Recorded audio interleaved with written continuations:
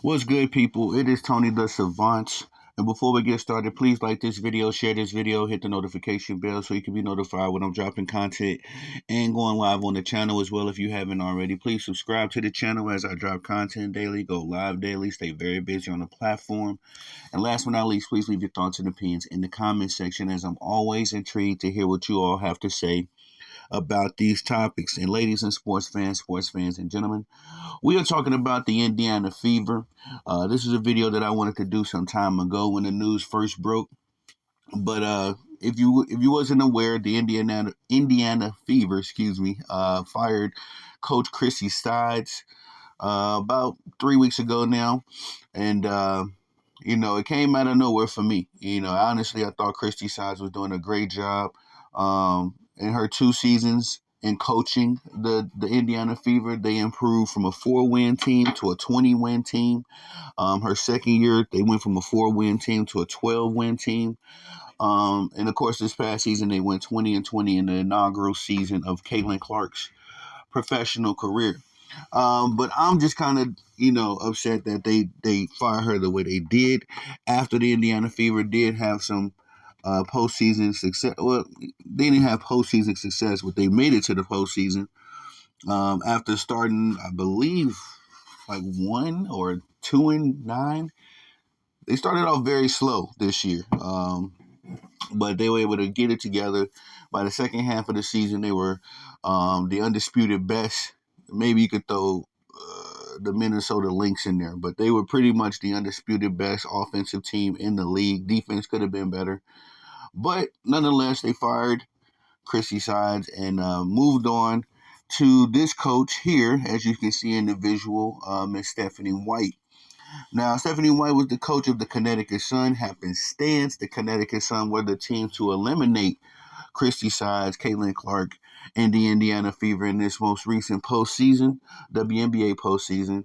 And so, that was to the coaching and the credit of the players at the Connecticut Sun, the coaching of Stephanie White.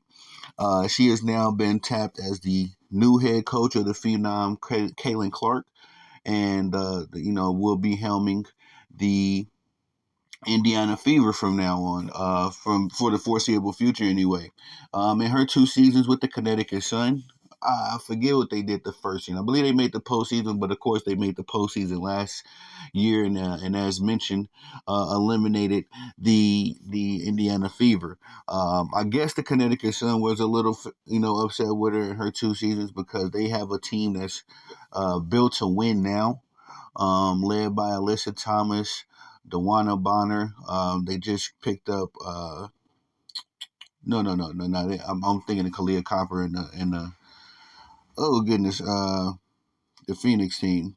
I can't think of the name, but anyway, uh, Stephanie White. She was, the coach of that team. Dejanay Carrington and that crew.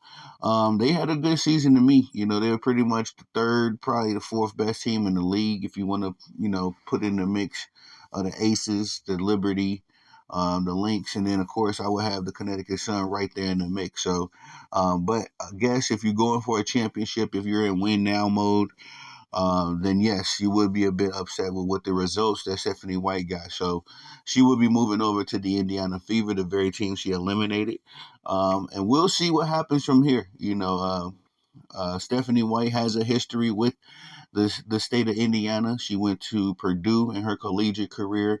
I believe she also coached the Indiana Fever as an assistant at one point. She's never won anything as a head coach. She did win as an assistant coach in 2012. I forget with which team. But she does have connections and ties to the state of Indiana, so I'm sure she will be taking this job and treating this job with a special care, and special attention. I should also note that it has been historically accurate that WNBA superstars typically do not win championships with their first head coach, and oftentimes, with the likes of Diana Taurasi, a few others. I made a video talking about this particular topics when we talked about the firing of Christy Sides. But typically, historically in the WNBA, superstars that are drafted to a particular team, they don't typically win with that coach that they're drafted with. The one exception, I believe, off the top of my head, was Maya Moore. Of course, her and Cheryl Reeves. Cheryl Reeves is still the coach of the Minnesota Lynx, just coached in the WNBA finals herself. So typically, WNBA superstars don't win with their first head coach. But oftentimes, and it's a great, it's almost an overwhelming result. They tend to win with the second head coach, which I think is just a organizational decision to bring in a coach that's going to cater the offense, the team, etc., around that said superstar. So, but then and this is a special case for the Indiana Fever because I feel like Christy Sides successfully did that. I think she did find a nice balance of catering the Indiana Fever around Caitlin Clark while also getting Aaliyah Boston and what's my girl Mitchell, Kelsey Mitchell, getting them involved and making sure that they were, very, what should I say, active in the offense as well, albeit the offense being catered around the skill set of Caitlin Clark. But we'll see what Stephanie White is able to do. Me personally, I don't know much about her as a head coach. I do respect what she was able to do with the Connecticut Sun. And I know that she has won a championship as an assistant coach, so she has tasted the champagne. She does know what the top of the hill feels like, looks like. And it's just a matter of can she be the head coach? Can she be the one that leads the team to the glory? We will see. And also, we're also anticipating the free agency of Kelsey Mitchell, who I think, me personally, I don't think that Kelsey Mitchell will return to Indiana Fever. All indicators say that she will. But we know that free agency and superstar talent like hers, they have the luxury of deciding where they want to go and what system fits best for them. Me personally, I just think that Kelsey Mitchell will be moving on to another team. So if that's the case, we'll see what Stephanie White is able to do with Caitlin Clark, Aaliyah Boston, and the remainder of the crew.